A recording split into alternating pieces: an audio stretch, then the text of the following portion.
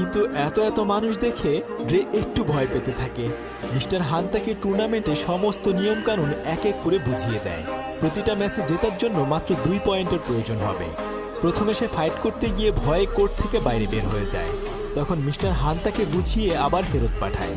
কিন্তু এবার দেখা যায় যে সে উল্টো আরও মায়ের খেয়েছে এবং আবারও কোর্ট থেকে বাইরে বের হয়ে গেছে।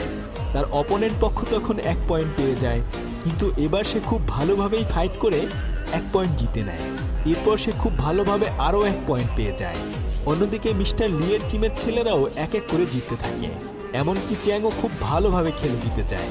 আবার এদিকে ড্রেও আরও একজনকে হারিয়ে দেয়। এভাবে জিততে জিততে ড্রে 5ম পজিশনে চলে আসে। এবার ড্রে মিস্টার লিয়ের দলের একজনের সাথে ফাইট করে সেমিফাইনালে পৌঁছে যায়। তখন মিস্টার হান তাকে বলতে থাকে, এবার জিততে পারলেই ফাইনালে পৌঁছে যাবে, তবে সেজন্য অবশ্যই তোমাকে 3 পয়েন্ট পেতে হবে। অন্যদিকে চ্যাংও সেমিফাইনালে উঠে যায়। সে তার প্রতিপক্ষকে সহজে হারাতে পারে না। তখন তার মাস্টার তাকে ইশারা দিয়ে বুঝিয়ে দেয় যে ওকে ভালোভাবে মারার জন্য, আর সে এবার ওই ছেলেটিকে হারিয়ে ফাইনালে উঠে যায়। এবার মাস্টার লিয়ের আরেকটা ছেলের সাথে ড্রের ফাইট হবে। তখন মাস্টার লি তাকে বলে দেয় যে ড্রের পা ভেঙে দেওয়ার জন্য। ঠিক তেমনিভাবে ওই ছেলেটি ড্রের সাথে ফাইট করে না পেরে বরং ফাউল খেলে অনবরত তার পায়ে আঘাত করতে থাকে। রেফারি এসে তাকে উঠিয়ে ওই ছেলেটিকে ডিসকোয়ালিফাইড করে দেয়। কিন্তু ড্রের পায়ে তখন অনেক আঘাত লেগেছিল।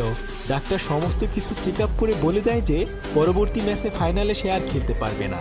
অল্প কিছুক্ষণের মধ্যেই তাদের ফাইনাল ম্যাচ শুরু হয়ে যাবে। যদি 5 মিনিটের মধ্যে ড্রে না আসতে পারে তাহলে চ্যাং এই ম্যাচ বিনা প্রতিদ্বন্দ্বিতায় জিতে যাবে। তখন ড্রে মিস্টার হানকে বলতে থাকে যে আপনি আমাকে সেই আগুনের চিকিৎসা করে দিন, আমি ওদের সাথে লড়ব। আমি এখান থেকে বাইরে বের হয়ে ভয়ে ভয়ে বাঁচতে পারবো না। যদি বাঁচার হয় আজকেই ওদেরকে হারিয়েই বেঁচে থাকবো। মিস্টার হান তখন তাকে স্পেশাল ট্রিটমেন্ট করে একটু সুস্থ করে দেয়। ড্রে তখন খুঁড়িয়ে খুঁড়িয়ে ফাইনাল খেলার জন্য চলে আসে। চ্যাংয়ের সাথে শুরুতে সে খুব ভালোই খেলছিল, কিন্তু একটু বেখেয়ালির কারণে সে চ্যাংয়ের কাছে শুরুতেই মার খায়। চ্যাং তখন 1 পয়েন্ট পেয়ে এগিয়ে যায়, কিন্তু ড্রে ওখান থেকে উঠে এসে আবার তার সাথে ফাইট করতে থাকে। এবার সে তাকে মেরে 1 পয়েন্ট পেয়ে যায়। কিছুক্ষণ পরে ড্রে চ্যাংকে মেরে আরেক পয়েন্ট পেয়ে যায়। তখন চ্যাংয়ের মাস্টার তাকে কাছে এনে বলে দেয় যে ওর যেই পায়ে ব্যথা পেয়েছে ওই পায়ে বারবার মারার জন্য। কথা অনুযায়ী চ্যাং এবার ড্রের ওই পায়ে আঘাত করে। তখন চ্যাং আরও একটা পয়েন্ট পেয়ে সমান সমান হয়ে যায়, কিন্তু ড্রে তার ভাঙা পা নিয়ে আর উঠে দাঁড়াতে পারছিল না।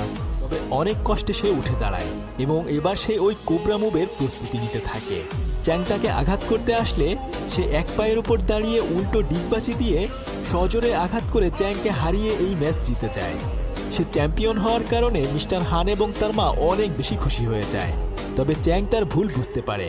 সে ট্রফিটা নিজ হাতে ড্রেকে উপহার দেয়।